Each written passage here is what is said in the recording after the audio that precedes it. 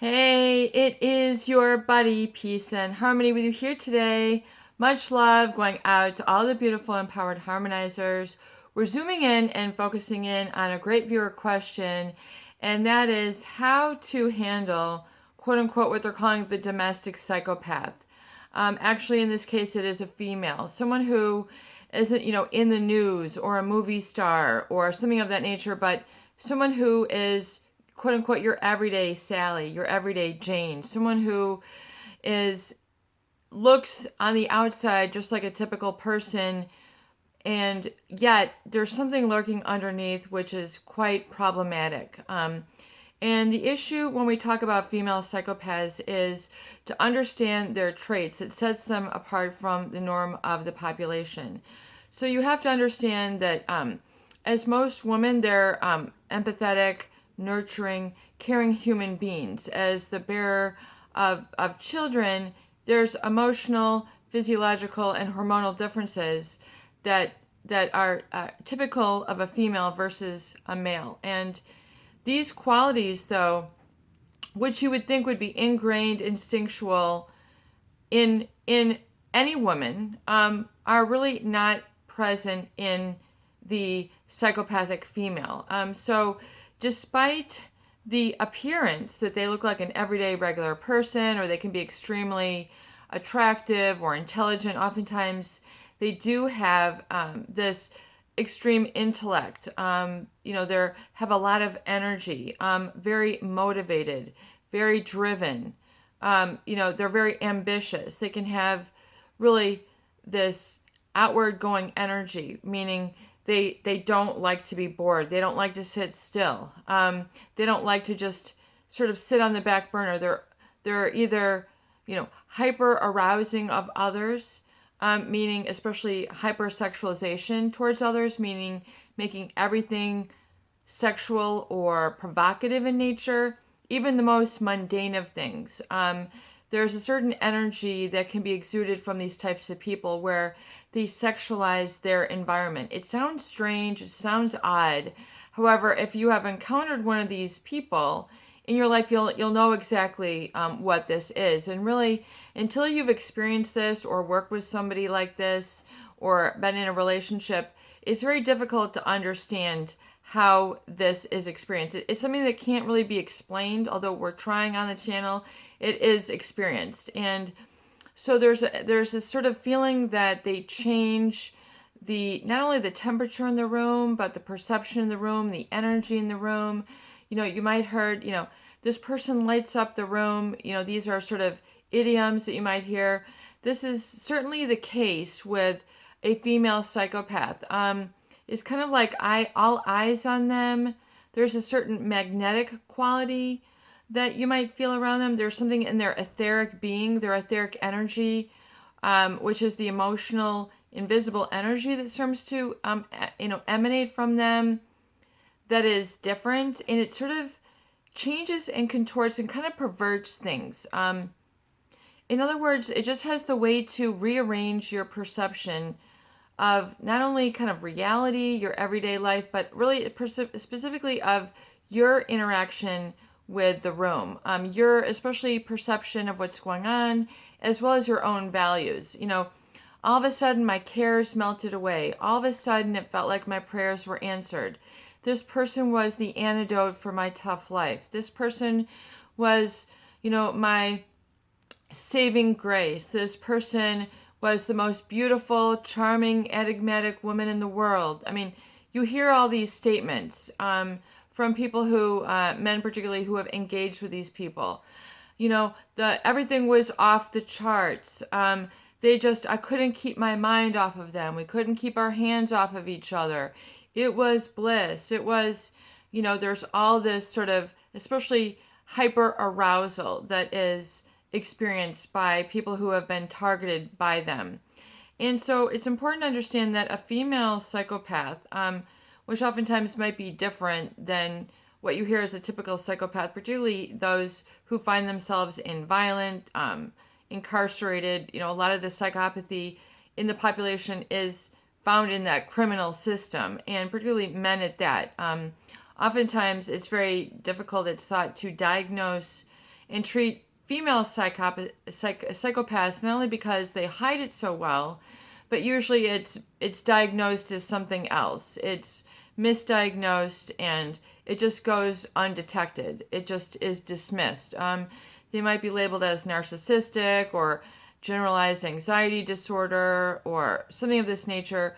But the issue is that there's a lack of conscience with a psychopath. That's really the one main differentiators between someone who is psychopathic and the rest of the population, even those people who have narcissism or the different disorders that they find in the DSM diagnostic statistical manual. But there's this lack of conscience, which means sort of no morals. The interspecies predator, they don't really have a sort of moral strand with which they live by, conduct their relationships by, conduct their work by. That is not taken into equation. That's not taken into their factor. They're not, it's not kind of running the show, so to speak. It's not their operatus moderandi. It's not what they have in their heart. So whereas most women, I can just, because just physiologically or biologically, would have a moral. They'd have a certain boundary. I would obey the law. I have integrity. I have ethics. I have morality. I wouldn't do that to my body. I wouldn't do that to another person. I wouldn't do that to personal property. I wouldn't violate somebody in this way. I would not carry on in this way. That would be contrary to my nature. So basically, that would be how the bulk of society, 99% of females would have that sort of part of them. I wouldn't put up with that. I wouldn't do that to somebody. I wouldn't intentionally hurt somebody.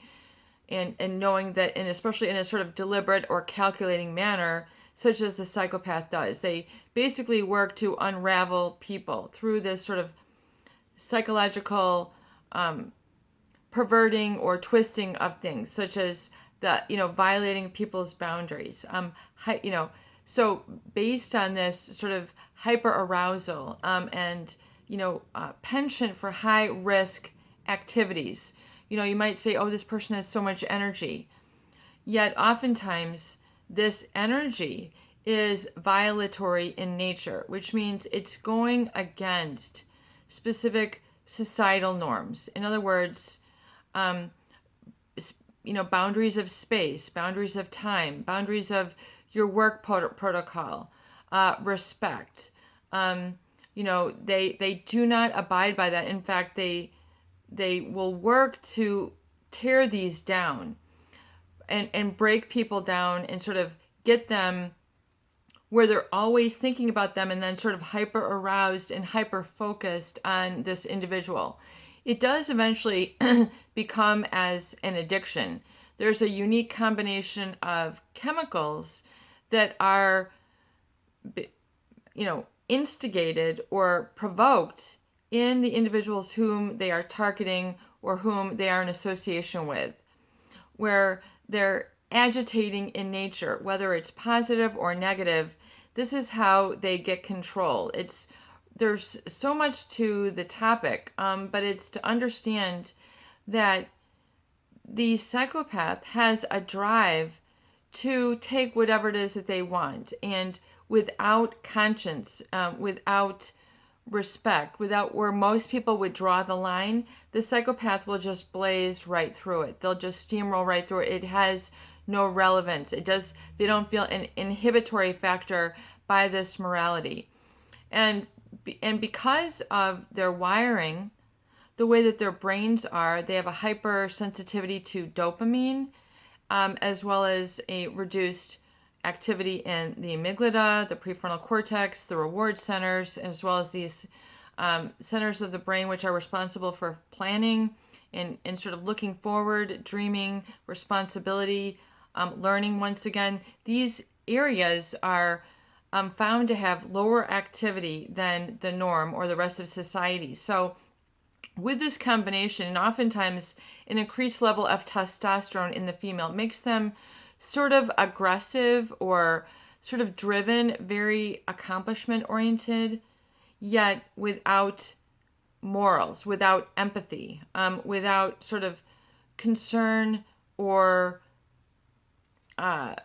really taking into account the feelings, needs, wishes, or well-being of others, including happiness, financial security, the basics of survival. If they are pushing people to the brink, this is where the female psychopath will make their home. They'll make their nest, basically to trigger people to just take what they want. And it's sort of this vacuous nature, if you've witnessed this, and oftentimes using their body to seduce, using their words to seduce, using because of this lack of morality and this lack of conscience, they are highly perceptive of other people and watching their body language, watching their values, what makes them tick, what their soft spots are, what their weaknesses are, especially for men whom they're targeting in relationships. They will be able to suss this out very quickly and then what they call love bomb that individual through attention, through ego stroking, through making them feel like a man, making them feel like a provider, bolstering up their ego.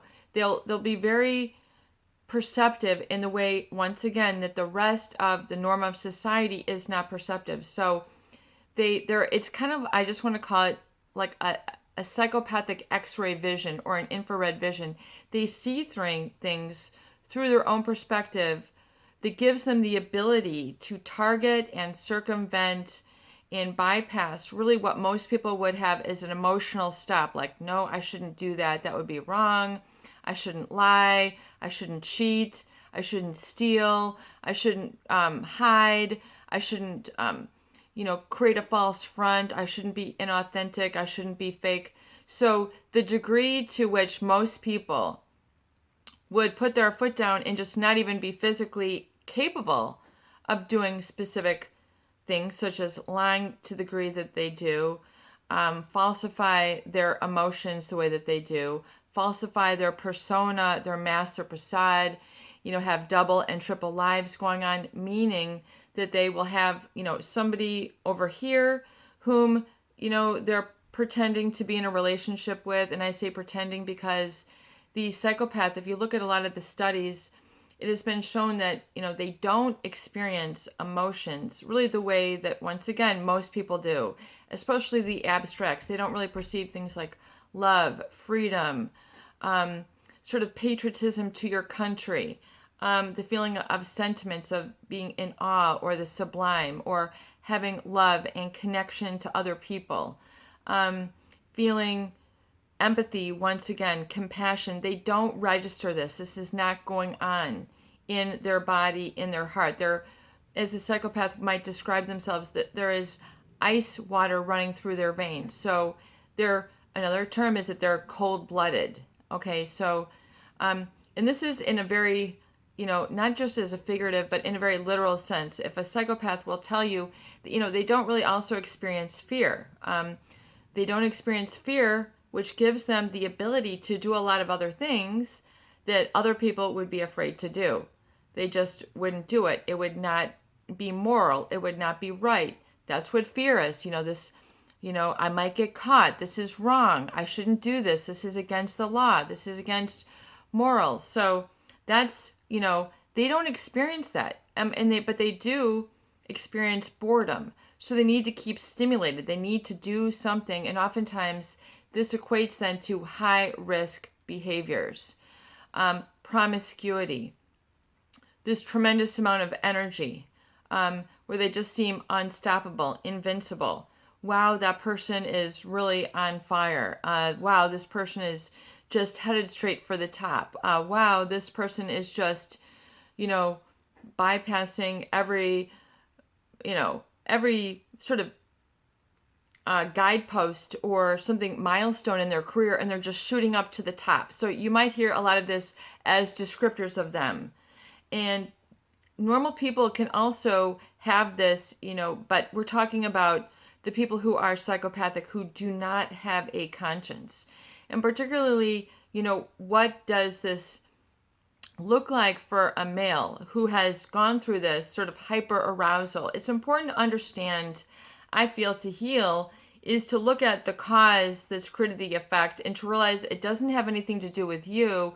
It doesn't make you less of a man, less lovable, less strong, less of a provider. It's to understand that these people will prey upon and exploit people's vulnerabilities, their weakness, and their needs. And they're able to suss this out, size this up, once again, through like psychopathic x-ray vision. And they're just able to perceive this in a group of people, at a crowd. If you were to go to a function, a birthday party, a work function, or just people watching at the mall, a psychopath can pick up on people's body language right away. And they will have their own assumptions. This people feels this person feels that, this person needs this is an easy target. And so this is what they're thinking. Whether they're at home, just domestic, quote unquote, i.e. having a relationship, getting married, having a job. This person doesn't have to be a political figure, a movie star. This is in your everyday walk of life. I mean, you can find this across the globe. You can find this in your town, whether your town is a city or a small town. These people are everywhere, and whether they are drawn to specific types of work, there's been a lot of studies that look at the different careers that they might find themselves in, particularly the finance, particularly the theatrical arts, meaning i.e. those people who want to go to Hollywood, who want to make it big, who want to be actresses. But it doesn't have to be that. The domestic psychopath can just be in your everyday walk of life. They might not have this incredible income, but they might be very charming and work their way up in careers very rapidly because of this ability to not have a conscience, because they don't feel emotions. The psychopath will perceive, quote unquote, the everyday regular person to be stunted in growth because of their emotions. They see emotion, sentiment, morality as sort of an unnecessary. That is holding you back from achieving things in life because you feel a moral obligation. This makes you, in their mind, want to be overpowered. Because you have emotions, because you have morality, that is stunting you. It's inhibiting you from becoming all you can in life. That is their perspective. You don't ever want to think like a psychopath. That is unequivocally rule number one. But when you're with them for a while, you're going to pick up energetically on them and on this, that there's something really askew and wrong. It might take you a year, it might take you 2 years, it might take you 6 months, but you're definitely going to pick up that there's something different about this person. Particularly, they don't get fazed by the typical broken-hearted things. For example, things that would elicit emotions, such as, an animal that they might have had that has to be put to sleep. They're just sort of aren't reactive. They don't cry. They don't have any reaction. Or if, there was a car accident or something of that nature where most people would have a reaction, they're not reactive. They don't have that same, they don't register on that emotional level. They don't feel certain things for people. So if you had like a large argument where most people would be like, oh my God, this is going to take some time for us to cool down on. The female psychopath will just, half an hour later, a day later, just not really sort of register that there was any blow up or that there was any emotional battle, that there was any hurt words said. They just seem very unaffected. And for a lot of people, they tend to equate this, that they admire this person. Well, this is a strong woman. She must not have any emotions, or she's got her emotions so well under control that this is a strong leader. So a lot of people then will feel that this might be a character trait that is strong or positive. In other words, this person isn't bothered by this. They aren't affected. This makes them a good whatever. And yet this is a huge indicator in psychopaths, because it means that it gives them, once again, the ability to hurt, exploit, and go into ruinous measures with other people, playing with their heart, their money, their job, their focus, their imbalance, and especially their perspective on life is really what ends up being destroyed by those people who are in proximity or in relationship with them. Because a psychopath, when they hyper arouse, it means they're going to violate boundaries and standards for other people. They will break people down.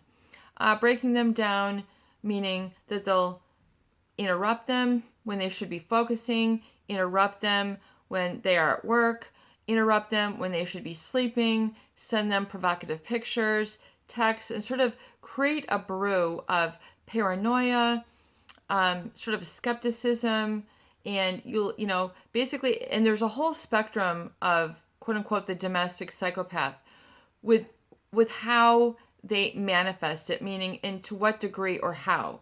So someone who might be in political office, it might present differently than someone who's just, this is at their home or at their workplace versus, a public figure.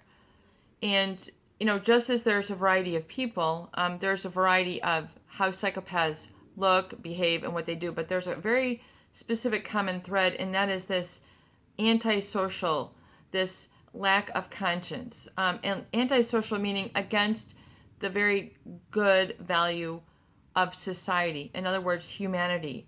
When you think of the word humanity, what does that mean? When you think of the word love, what does that mean? You have an emotional experience. A psychopath does not have that experience. In fact, if you look at their vocabulary, oftentimes they don't have a sort of emotionality about their language. It seems very short, very snippet, very devoid of emotion when you look at the words that they might use.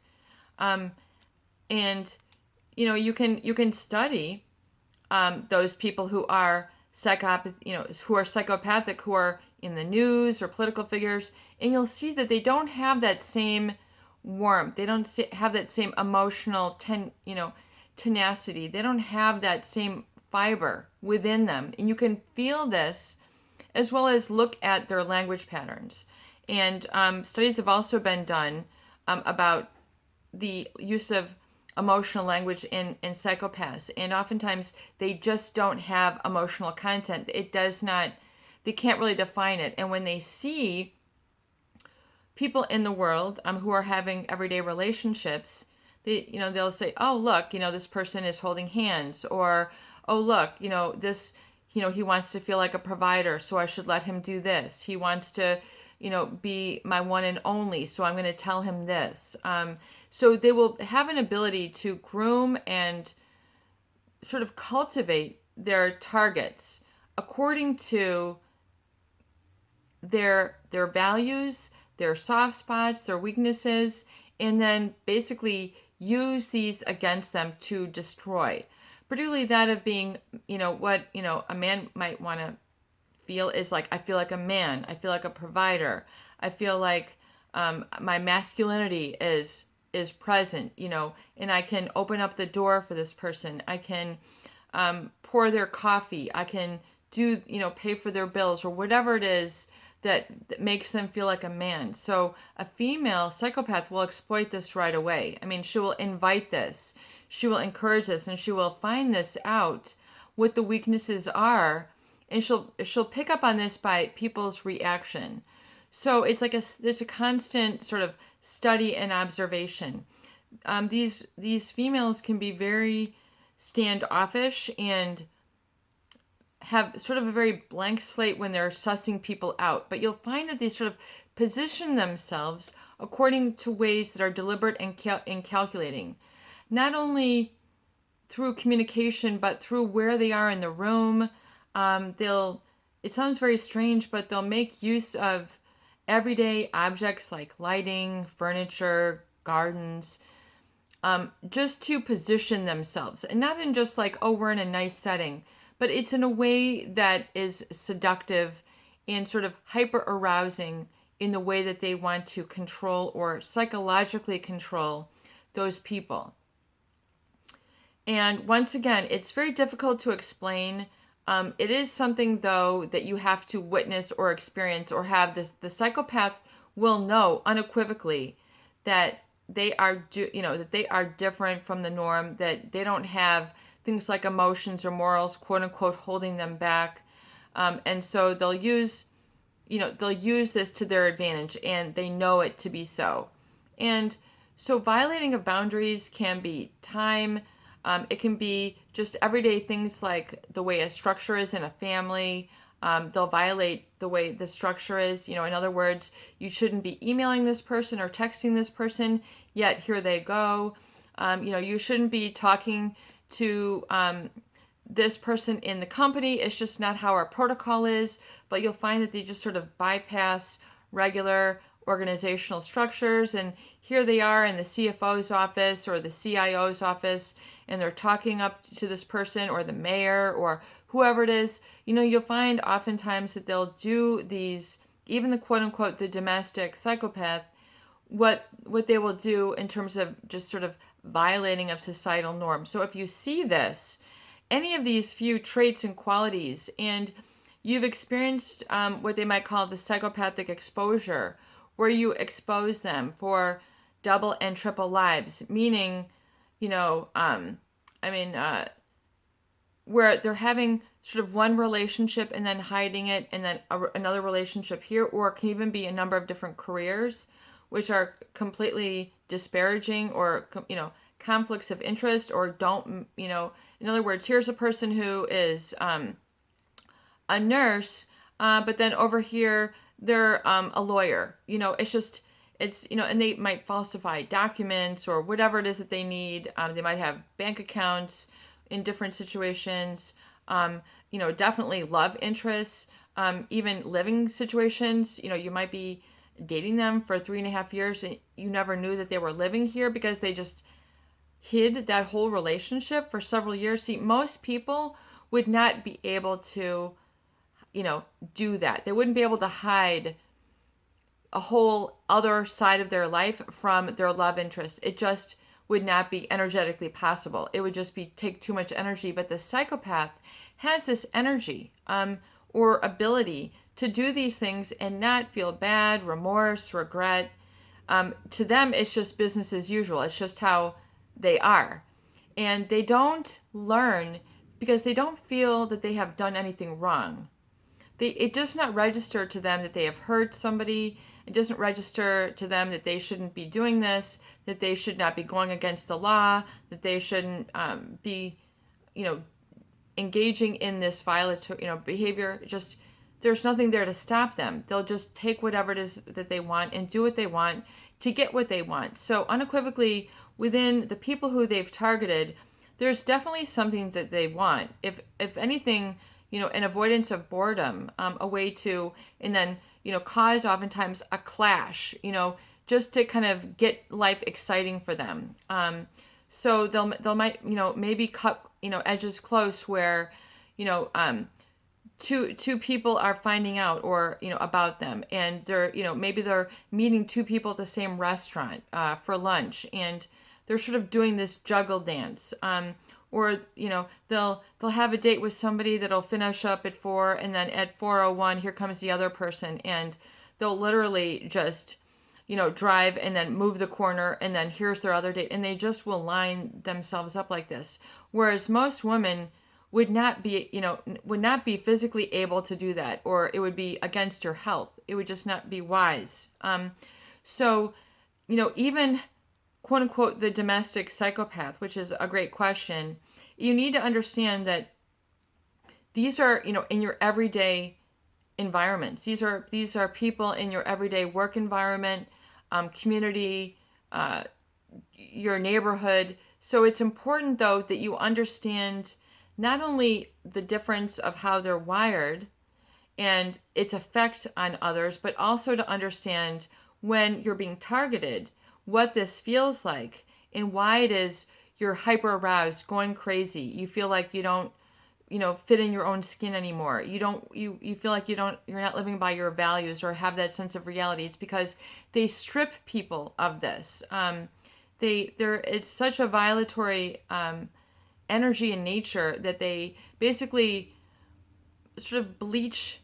They sort of extract the values from people. It's a difficult. I think leech is another word. Just sort of take all that out. It's an energetic feeling where they extract your values and then they hyper arouse you to this hypersexualization and then the addiction to the relationship, and then they turn that against you, and then you don't have really the content of your own life, meaning like your inner life, your inner values, your essence, your spirituality, your family values, those sort of things that are core and integral to you, they'll basically strip away. And so if you've experienced this, it's very important that you understand that this perhaps is a negative encounter, and it could be along this realm of psychopathy.